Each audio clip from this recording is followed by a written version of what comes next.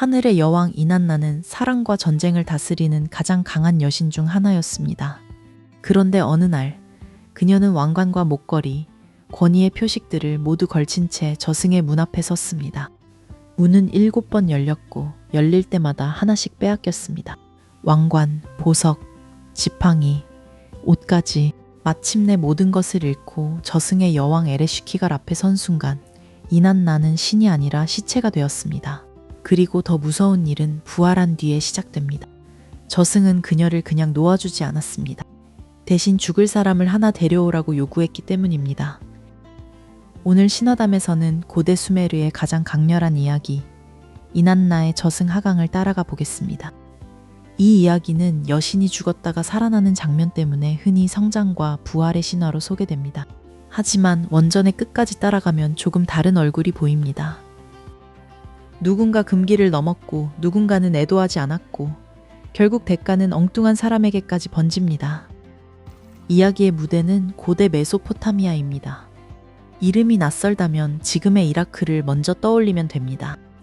티그리스 강과 유프라테스 강이라는 두 큰 강 사이에서 여러 도시가 자라난 지역입니다. 오늘날의 이라크가 중심이고 북쪽 일부는 시리아 동부와 튀르키의 남동부까지 이어집니다. 수메르는 그 넓은 지역의 남쪽, 지금의 이라크 남부에서 여러 도시가 성장한 문명입니다. 이난나의 도시 우르크도 그곳에 있었습니다. 우르크 유적은 오늘날 이라크 남부 아르카에 남아 있습니다. 길가메시 이야기의 배경으로도 유명한 곳입니다. 두 강이 만든 기름진 평야에서 도시와 신전, 왕의 권력이 함께 자랐습니다. 그 세계에서 이난나는 하늘과 사랑, 전쟁, 풍요를 다스리는 여신이었습니다. 후대에는 이슈타르라는 이름으로도 불렸습니다. 우르크 사람들에게 이난나는 멀리 있는 신이 아니었습니다. 전쟁의 승리와 농사의 풍요, 도시의 운명을 좌우하는 존재였습니다. 그녀 곁에는 닌슈부르가 있었습니다. 닌슈부르는 이난나의 충실한 시종이자 조언자입니다. 이 이야기에서 닌슈부르는 단순한 보조 인물이 아닙니다. 이난나가 죽음의 세계로 내려가기 전 유일하게 신뢰하고 계획을 맡기는 인물입니다. 저승을 다스리는 존재는 에레쉬키갈입니다. 그녀는 죽은 자들의 여왕이며 이난나의 언니 또는 자매로 전해집니다. 이난나가 향한 곳은 보통의 먼 나라가 아니었습니다. 수메르어 원전은 그것을 큰 아래라고 부릅니다. 한번 내려가면 돌아오지 못하는 곳, 산자의 권위가 통하지 않는 곳, 죽음의 법이 살아있는 세계의 말보다 앞서는 곳입니다. 정리하면 처음 기억할 사람은 셋입니다. 저승으로 내려가는 이난나, 저승을 다스리는 에레쉬키갈, 이난나를 구하려는 닌슈부르입니다. 그런데 이난나는 그곳으로 가기로 합니다. 원전에서 그녀는 에레쉬키갈의 남편 구가란나가 죽었고 장례의식에 참석하러 간다고 말합니다. 여기까지 들으면 조문처럼 보입니다. 하지만 이난나는 빈손으로 가지 않습니다. 신의 힘과 여왕의 지위를 나타내는 7가지 물건을 모두 챙깁니다. 머리에는 관을 쓰고 목에는 라피스라줄리라는 푸른 보석 구슬을 겁니다. 손에는 황금 반지와 땅의 경계, 통치 권한을 상징하는 측량 막대와 줄을 듭니다. 마치 왕이 왕좌로 들어가듯 자신의 힘을 모두 갖추고 죽음의 세계로 내려갑니다. 그래서 이 이야기는 처음부터 불안합니다. 장례에 참석하려는 것인지 저승의 힘까지 차지하려는 것인지 분명하지 않습니다. 저승으로 내려가기 전 이난나는 닌슈부르에게 아주 구체적인 지시를 남깁니다. 이때 세 신의 이름이 새로 나옵니다. 엔릴은 신들의 지도자이고 난나는 달의 신이며 엔키는 지혜와 생명의 물을 다스리는 신입니다. 내가 돌아오지 않으면 나를 위해 통곡하라. 신전에서 북을 울리고 신들의 집을 찾아가라. 먼저 엔릴에게 가고 그가 거절하면 난나에게 가고 그도 거절하면 엔키에게 가라. 엔키는 생명을 되돌리는 방법을 알고 있으니 그가 나를 살릴 것이다. 이 장면은 중요합니다. 이난나는 자신이 위험한 일을 한다는 사실을 알고 있었습니다. 그녀는 저승이 단순한 방문지가 아니라는 것도 알고 있었습니다. 하지만 위험을 안다고 해서 멈추지는 않았습니다. 오히려 실패했을 때 자신을 되살릴 길까지 계산해 둡니다. 이것이 이난나의 강함이자 오만입니다. 그녀는 죽음의 문 앞에서도 준비합니다. 그러나 준비했다는 사실이 죽음의 법을 넘어설 권리가 있다는 뜻은 아니었습니다. 닌슈부르는 명령을 듣고 뒤따르지만 저승의 문 앞에서 이난나는 결국 혼자가 됩니다. 산자의 세계에서 따라오던 충성도, 조언도, 호의도 저승 깊은 곳까지는 함께 들어갈 수 없습니다.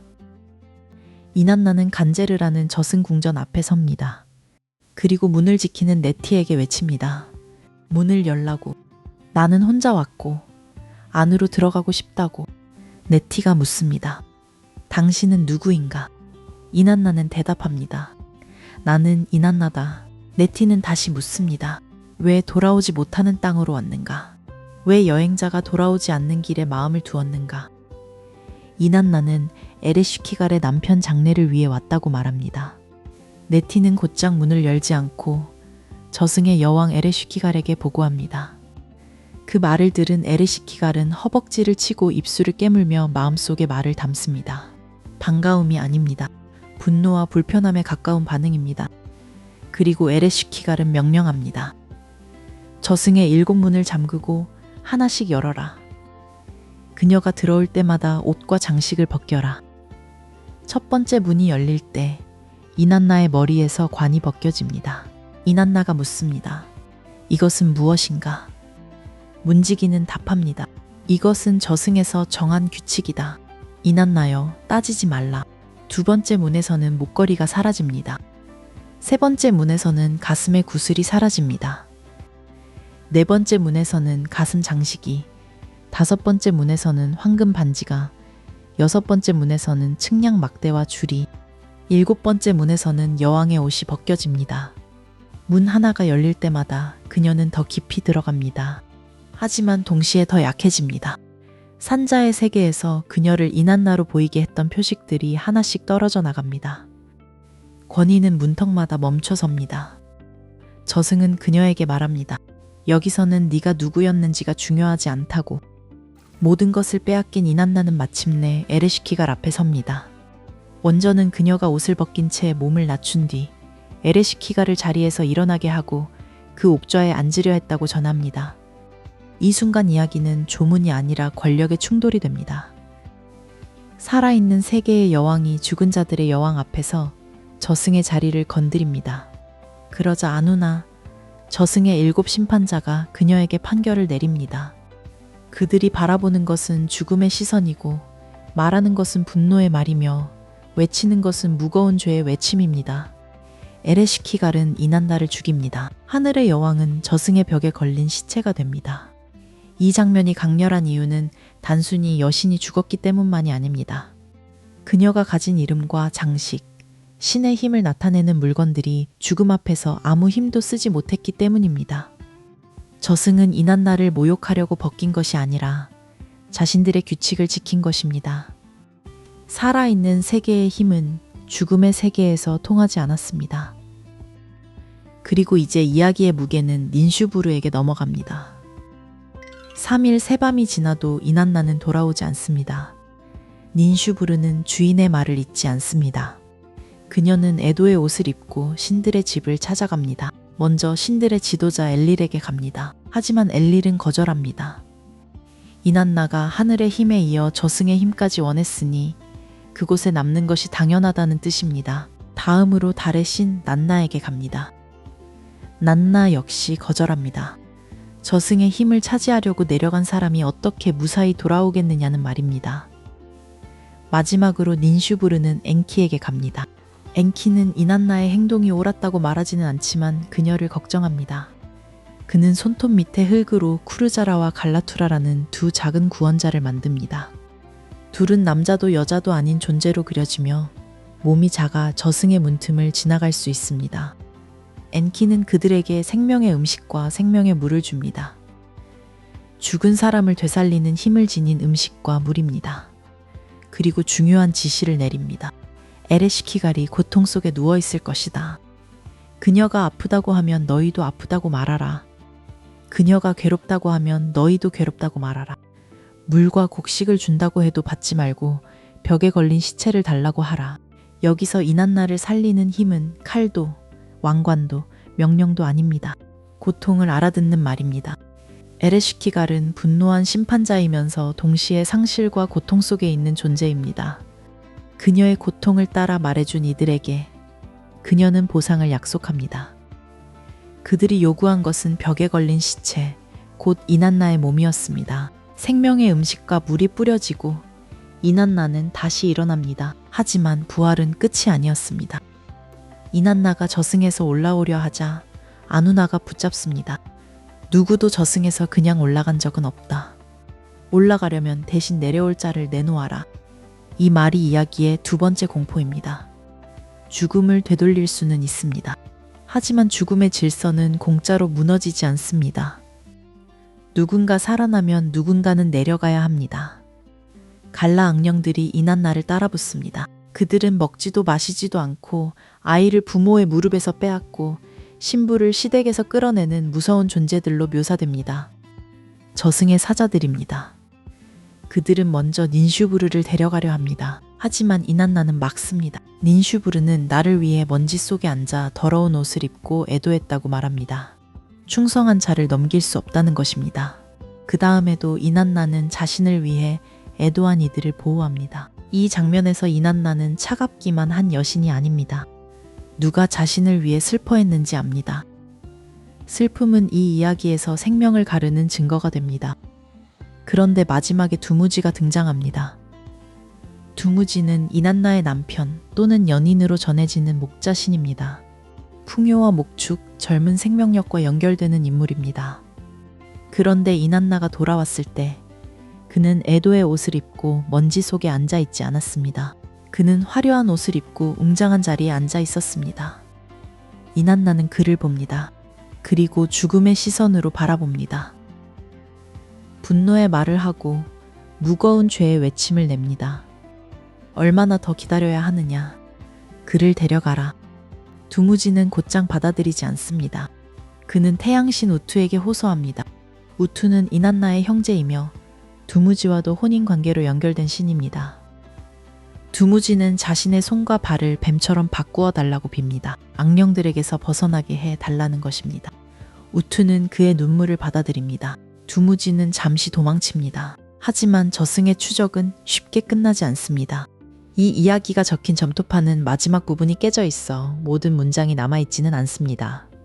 다른 관련 이야기까지 함께 보면 두무지는 결국 저승으로 끌려갑니다. 그의 누이 게슈티난나는 오빠를 위해 저승에서 보낼 시간의 일부를 대신 맞습니다. 널리 알려진 정리에서는 두무지가 반년, 게슈티난나가 반년을 저승에서 보냅니다. 그래서 지상의 생명과 풍요가 사라졌다가 돌아오는 계절의 질서와 연결됩니다. 하지만 이 결말을 단순히 계절 설명으로만 보면 이야기의 비극이 약해집니다. 이난나가 저승으로 내려간 선택은 그녀 혼자만의 죽음으로 끝나지 않았습니다. 그녀가 살아 돌아오자 이제 다른 누군가가 그 자리를 메워야 했습니다. 살아남은 자의 귀환은 남겨진 자의 상실을 요구했습니다. 두무지는 완전히 무죄라고 말하기 어렵습니다. 그는 이난나의 죽음을 애도하지 않은 사람으로 그려집니다. 그러나 동시에 그는 처음부터 이난나에게 저승으로 가라고 시킨 인물이 아닙니다. 게슈티난나는 더더욱 그렇습니다. 이 이야기는 신들의 세계에서도 대가가 언제나 정확히 죄를 지은 사람에게만 돌아가지는 않는다는 불편한 사실을 보여줍니다. 이난나의 저승 하강은 부활의 신화입니다. 하지만 밝은 승리담은 아닙니다. 이난나는 강한 여신입니다. 그녀는 위험을 알고도 내려갔고 실패할 경우에 구조 계획까지 세웠습니다. 닌슈부르의 충성, 엔키의 지혜, 에레슈키갈의 순간적 허락 덕분에 그녀는 죽음에서 돌아옵니다. 그러나 저승은 그녀에게 말합니다. 내가 돌아가려면 누군가가 대신 남아야 한다. 이 신화에서 가장 무서운 것은 죽음 그 자체만이 아닙니다. 죽음의 세계에 들어갈 때 벗겨지는 것들입니다. 왕관, 보석, 옷, 이름, 권위, 역할. 산자의 세계에서 우리를 빛나게 하던 것들이 어떤 문턱을 지나면 아무것도 아니게 되는 순간입니다. 또 하나 무서운 것은 애도의 부재입니다. 닌슈부르는 슬퍼했기 때문에 살아남습니다. 다른 이들도 이난나를 위해 먼지 속에 앉아 있었기에 보호받습니다. 반대로 두무지는 화려한 자리에 앉아 있었기 때문에 죽음의 사자들에게 넘겨집니다. 이 이야기에서 슬픔은 약함이 아니라 관계의 증거입니다. 마지막으로 원전은 이난나를 찬양하며 끝나지 않습니다. 오히려 마지막 찬가는 에레슈키갈에게 향합니다. 이것은 중요합니다. 저승의 여왕은 단순한 악역이 아닙니다.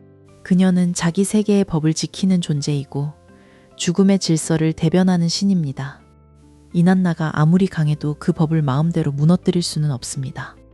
그래서 이 이야기는 묻습니다. 우리가 가진 권력과 아름다움과 이름은 정말 어디까지 우리를 지켜줄 수 있을까요? 누군가를 잃었을 때 우리는 그 상실을 제대로 애도하고 있을까요? 그리고 우리가 다시 살아났다고 느끼는 순간 그 회복의 대가를 누가 치르고 있는지는 잊고 있지 않을까요? 하늘의 여왕은 저승에 내려갔다가 돌아왔습니다. 하지만 돌아온 세계는 예전과 같지 않았습니다. 그녀가 지나온 7문 뒤에는 여전히 누군가가 남아 있었기 때문입니다. 이것이 오늘의 신화담입니다.